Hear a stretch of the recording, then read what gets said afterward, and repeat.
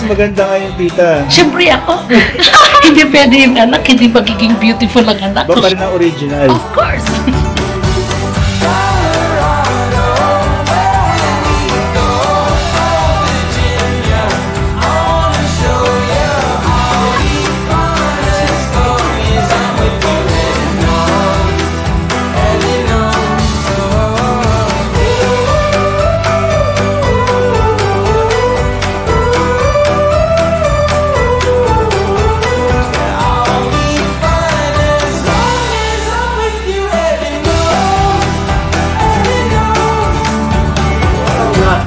Wow!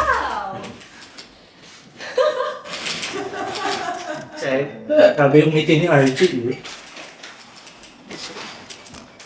Ha? Excited ka na ba? Go. Okay lang. Thank you, Tad. Love you. Thank you. Papa mo. Finally. 11 years. Happy 11 years. Yes! Puting na kids.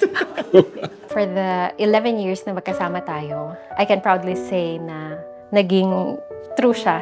Sabi ko talagang mas nirerespeto kita as a person, as a husband, and as a father. I've been waiting my whole life. Dear Krishna, mula nang makilala kita, naramdaman ko agad na ikaw ang gusto kong pakasalan. Kaya nagsimula na agad akong ipagdasal na magkasama tayo habang buhay.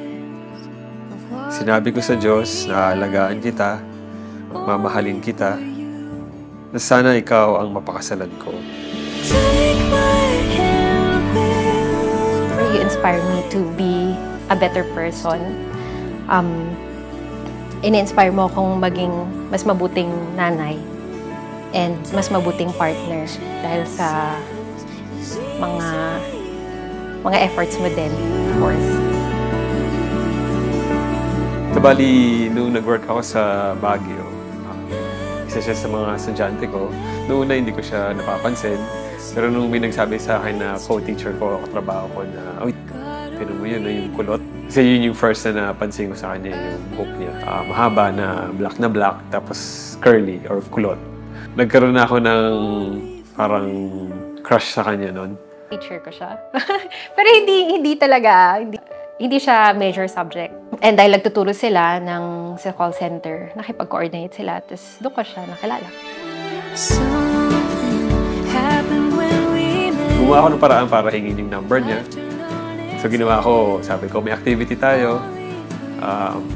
Kailangan ko yung registration ng phone number niyo. Una, hindi ako nagpakilala. Kalauna, nagsabi na ako yung teacher. Tapos, niyaya ko siyang lumabas, nag-date. A good father and a good husband. Thank you, Ama, for everything. Just for waiting. Kasi nga dahil hindi naman siya part talaga ng curriculum ng course ko. So, hindi ko talaga iniisip na, yung parang teacher-student relationship. Parang someone na may matututunan ako from him. And ang nagustuhan ko talaga sa kanya, magaling siya magturo. So, yung mga complicated things, kaya niyang ituro sa amin in simplest ways. Like what I said before, hindi naman namin mararating itong mga to kung hindi dahil sa inyo. Thank you. Love you. Plus, nahintay namin para sa church wedding ninyo. Thank you, Billy. Thank you, Pa. Continue being a good mother, especially very patient. Ito, very patient. I saw her how she disciplines her 2 kids. She's very good. Salute ako sa kanya. Like sabi nga nila, Mama, mababait yung mga anak natin.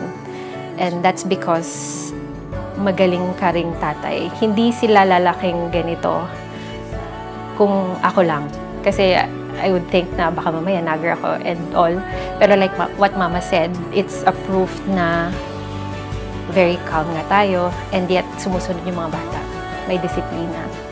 Hindi lang pangako kay Chris, kundi pati sa Diyos. Kasi during the time na nag-date pa lang kami, talagang hiningi ko siya sa simbahan, sa Diyos. Parating na ko, sana siya mapakasalan ko. And kapalit nun, yung talagang aalagaan ko siya. Siya lang yung magiging focus ng buhay ko. I've been waiting. Pag nangako ka, yes or no lang, you have to be serious on doing that. And it's a good thing that you are already a bit advanced in years dahil dinaanan nyo na yung maaring mga pagsubok sa buhay. Krishna Marie, did you come here of your own free will to bind yourself forever in the love and service of your husband? Yes, Father. Arthur John, did you come here of your own free will to bind yourself forever in the love and service of your wife? Yes, Father.